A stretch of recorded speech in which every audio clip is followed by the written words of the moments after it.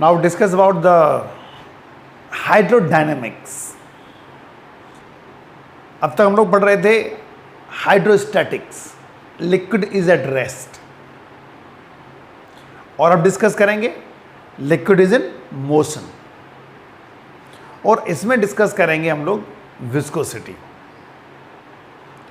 ठीक है, तो सबसे पहले हम लोग विस्कोसिटी डिस्कस करेंगे और फिर बहुत इंपॉर्टेंट डेरिवेशंस डिस्कस करेंगे, वेरी इंपॉर्टेंट न्यूमेरिकल्स ऑल्सो, कुछ conceptual questions, so many daily life examples. तो बहुत बढ़िया चैप्टर है ये, बहुत ही इंपॉर्टेंट चैप्टर है।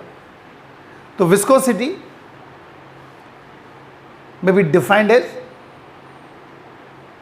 it is a liquid friction comes into play when liquid is in motion which wants to destroy the motion of the liquid.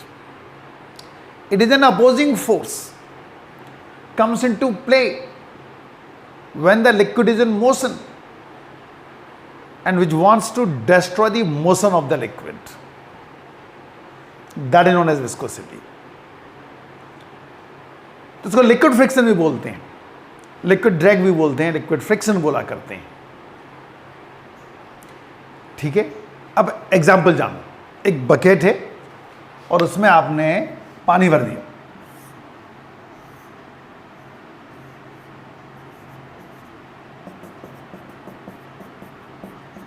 और आपने उसको घुमा दिया, तो आप देखेंगे कि इनर मोस्ट लेयर सबसे ज़्यादा स्पीड पे होगी, और जैसे जैसे हम लोग सॉलिड सरफेस की तरफ जाते जाएंगे स्पीड कम होना स्टार्ट हो जाएगी due to effect of adhesive force. Solid surface और मॉलिक्यूल के बीच में फोर्स क्या लग रहा होगा? Adhesive force. Inner most layer की स्पीड सबसे ज़्यादा होगी और आउटर मोस्ट लेयर की स्पीड सबसे कम होगी।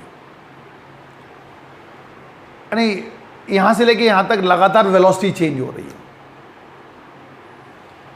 जो इनर मोस्ट लेयर वो बहुत तेज चल रही है, outer most layer almost rest में है।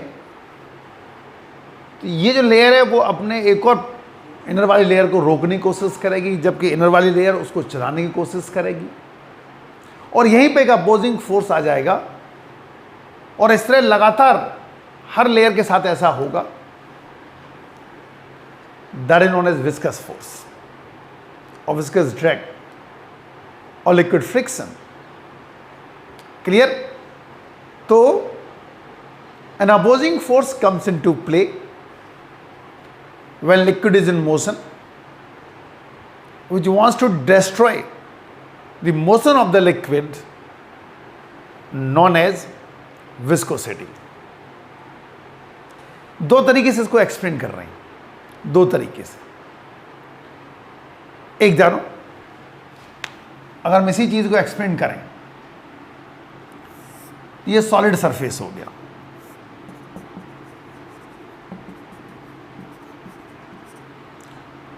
और यहां लिक्विड ऑलमोस्ट एट रेस्ट में है।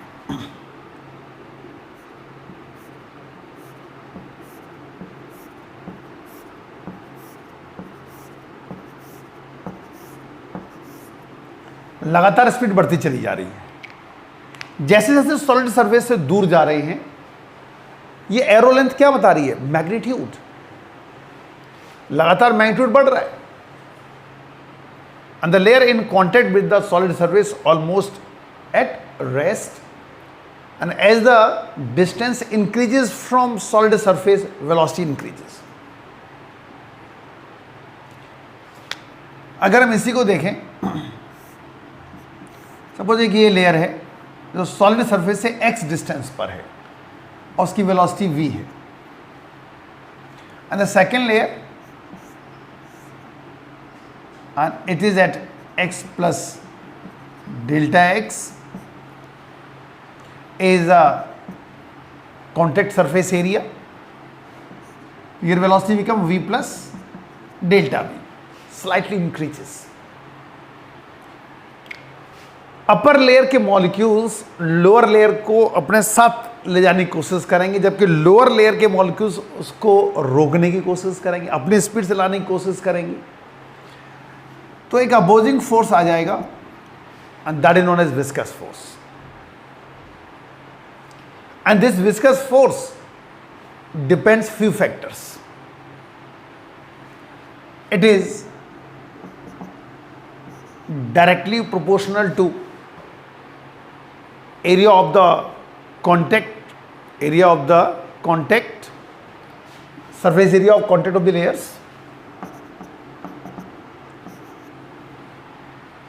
directly proportional to velocity gradient delta v upon delta x। इसको या dv over dx लिख सकते हैं।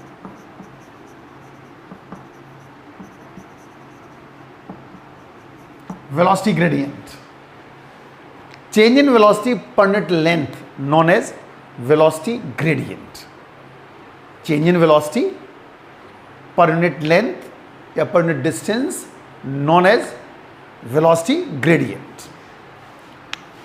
और f equals to minus eta a dv over dx। Minus sign सिर्फ इसलिए लगाया गया क्योंकि अपोजिंग फोर्स है, न्यूमेरिकल्स में यूज नहीं करेंगे। So F equals to eta A DV over D X, where eta is coefficient of viscosity.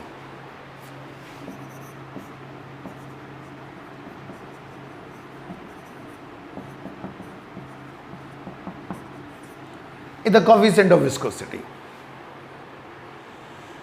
एक तरीका तो ये हो गया हमें विस्कस फोर्स को समझाने का और कोफिशिएंट ऑफ विस्कोसिटी को निकालने का।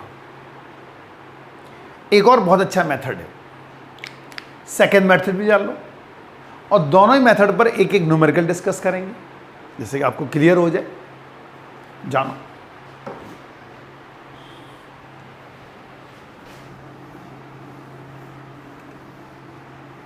और ऐसे जान लो, अगर हमें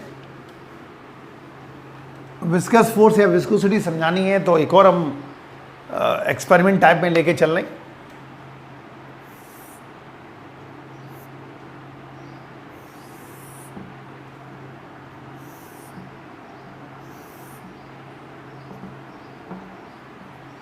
These are the solid surface या ग्लास सरफेस है।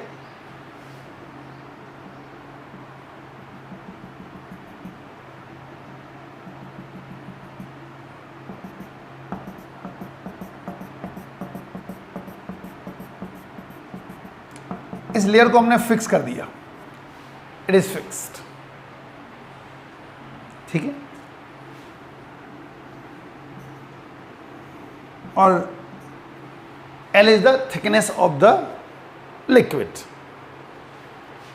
and A is the area of liquid surface in contact with the solid surface। ये एरिया A बन रहा है, ठीक है। अगर हम सपोज यहाँ पे आपने ऑयल भर दिया इस तरह के, और आपने ऊपर वाले में फोर्स F लगाया, ठीक है, तो आसानी से आप इसको स्लाइड कर सकते हो। और उसको रिप्लेस करके अगर हम हनी यूज करते हैं, शहद, तो फोर्स ज्यादा लगाना पड़ेगा। क्या शो कर रहा है कि हनी की विस्कोसिटी ज्यादा है, उनके मॉलिक्यूल्स के बीच में जो फोर्स है वो कहीं ज्यादा स्ट्रांग है, उसको चलाने में बहुत दिक्कत आ रही है। इसका मतलब ऑयल के कंपैरिजन में हनी की विस्कोसिटी ज्यादा है, ज्यादा आपको अपोजिंग फोर्स का सामना करना पड़ रहा है। अब सपोज हमने कोई लिक्विड ले लिया और इस पे F फोर्स लगाया, तो इस लिक्विड की शेप थोड़ी सी चेंज हो जाएगी, और जो शेप चेंज होगी वो थोड़ा सा इस तरह हो जाएगी।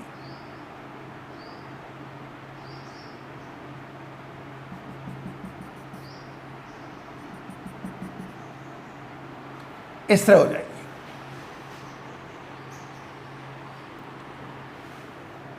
ये सपोज डेल्टा एक्स है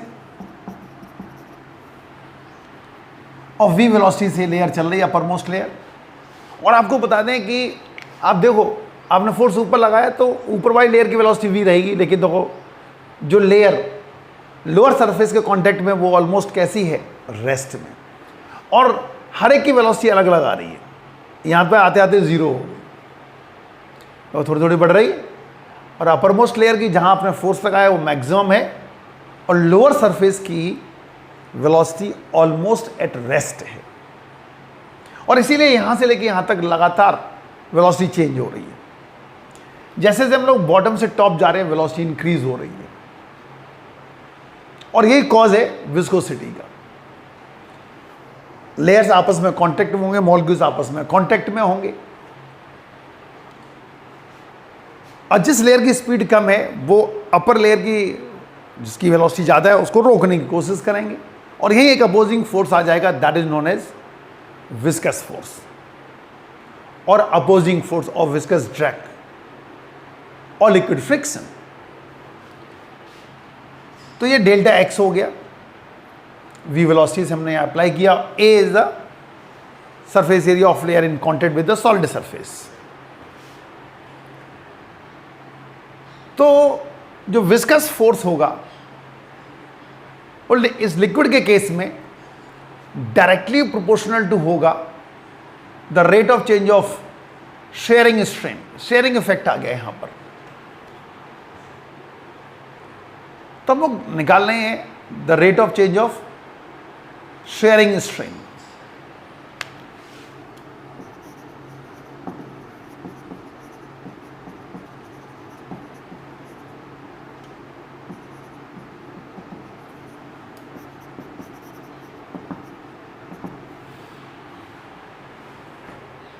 delta X by L upon delta T, इसको शेयरिंग रेट भी बोला करते हैं। It is also known as shearing rate, the rate of change of shearing strain known as shearing rate. ठीक है, delta x upon delta T वो V बन जाएगी, that is also known as we.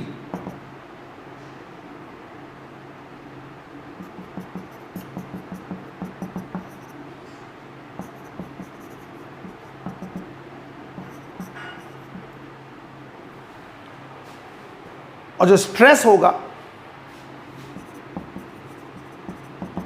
Tangential stress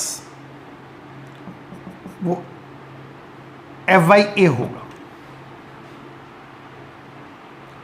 और coefficient of viscosity जो होता है it is the ratio of tangential stress upon shearing rate.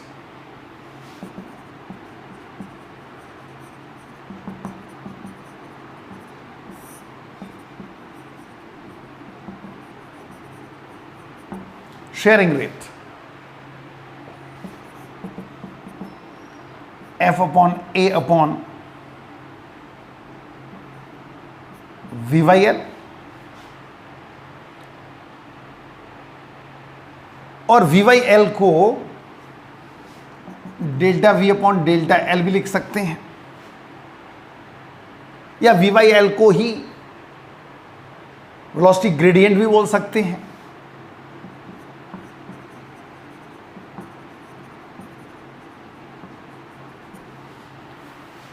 तो यहां से फिर आपको क्या मिलेगा, ईटा dV/dL इक्वल्स टू F/A और equals to eta A dV/dL। पहले वाला फॉर्मूला बन गया, ईटा A dV/dx, यहाँ L ले लिया था मैंने तो इसलिए dV/dL हो गया। तो कुल मिला के कोफिशिएंट ऑफ विस्कोसिटी का एक और फॉर्मूला आपको मिल गया, the ratio of tensile stress upon shearing rate.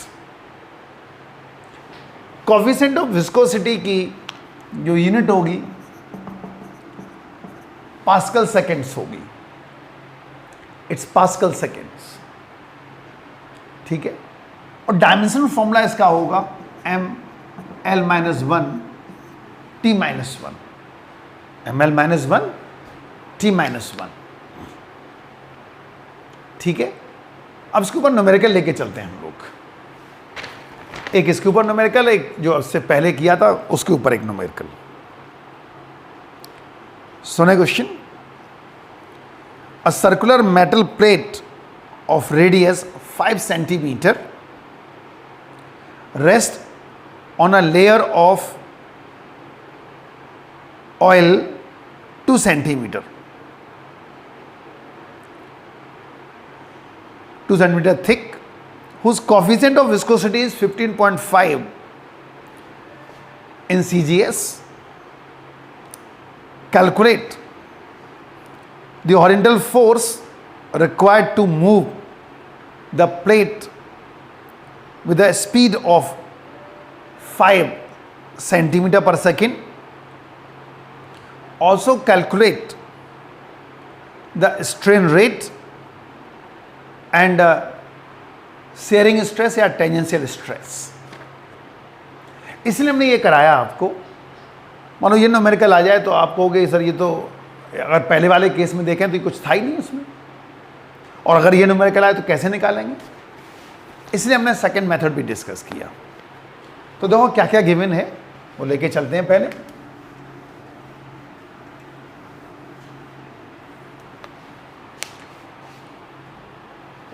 a circular plate of radius 5 centimeter, और रेडियस 5 सेंटीमीटर है. एरिया हो जाएगा पाई आर स्क्वायर. ये एरिया बन गया.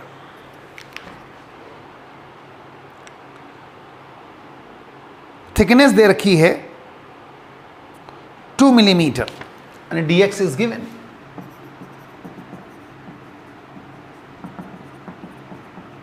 CGS में लेके चल रहे हैं 0.2 centimetre.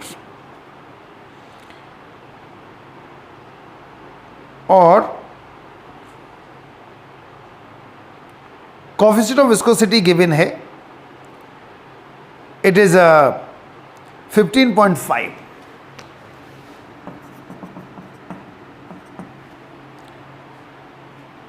Dine per centimetre square per second.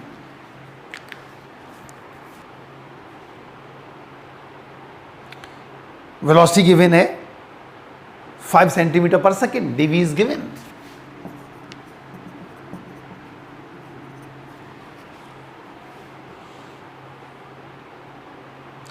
Calculate the horizontal force required to maintain the speed. पहला part. Also calculate the strain rate. Shearing rate means इसको strain rate भी बोला करते हैं.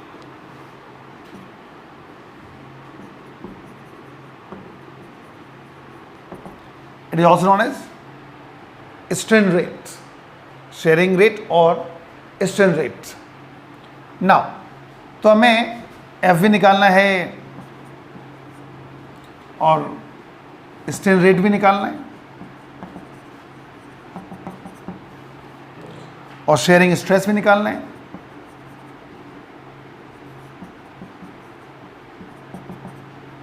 ठीक है. तो कोएफिशिएंट ऑफ विस्कोसिटी, यहां से एक और फॉर्मूला क्या मिला आपको, tangential stress upon strain rate. Strain rate ज़्यादा प्रॉपर रहेगा बजाय शेयरिंग रेट से. स्ट्रेन रेट ज़्यादा करेक्ट वर्ड होगा. तो हम आप दो कैलकुलेट करना है. फॉर्मूला आपके सामने लिखा हुआ है. पहले एफ निकलवा रहे हैं. 15.5, 3.14, 25 dV 5 अपॉन dx 0.2. इससे F मिलेगा 3.04 इंटू 10⁴ डाइन. ये पहला पार्ट आ गया. अब स्ट्रेन रेट पूछ रहे हैं. स्ट्रेन रेट आपको पता है V/L या dV/dx.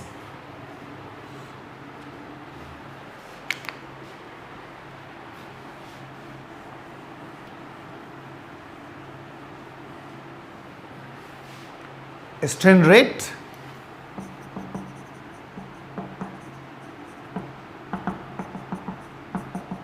dv over dx।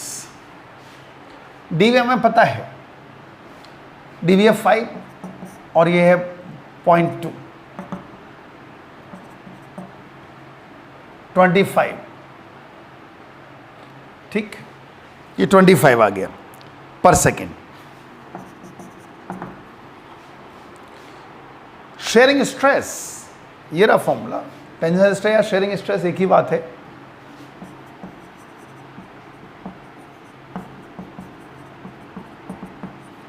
ईटा इंटू स्ट्रेन रेट। ईटा हम लोग को गिवन है 15.5, स्ट्रेन रेट हम लोग निकाल चुके हैं 25। इसको सॉल्व करेंगे तो आएगा 387.5 dine per centimetre square, yes, पर सेंटीमीटर स्क्वायर। ये न्यूमेरिकल जो सेकेंड मेथड से हमने आपको एक्सप्लेन किया था, विस्कोसिटी या कोफिशिएंट ऑफ विस्कोसिटी या विस्कस फोर्स, उस पर बेस था। और एक सिंपल तरीका जानना, पहले वाला कराया था मैंने, उसके ऊपर भी एक न्यूमेरिकल डिस्कस कर लेते हैं।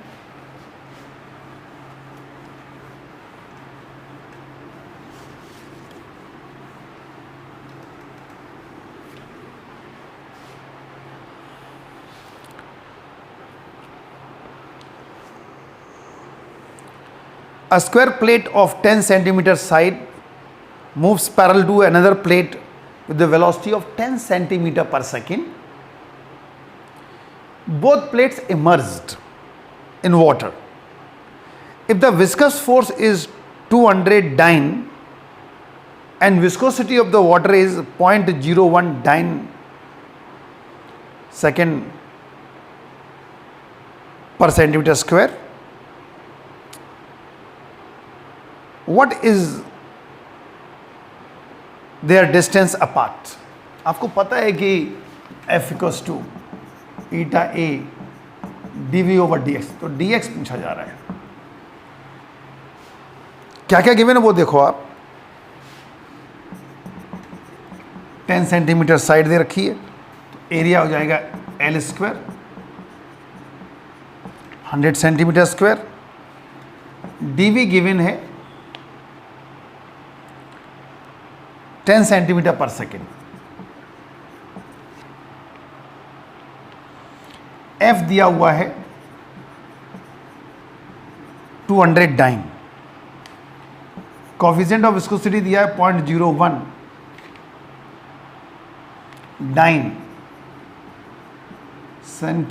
डाइन सेकेंड्स पर centimetre square,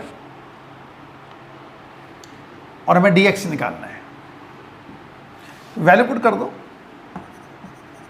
200 equals to 0.01 into 100 into dv 10 है अपॉन dx।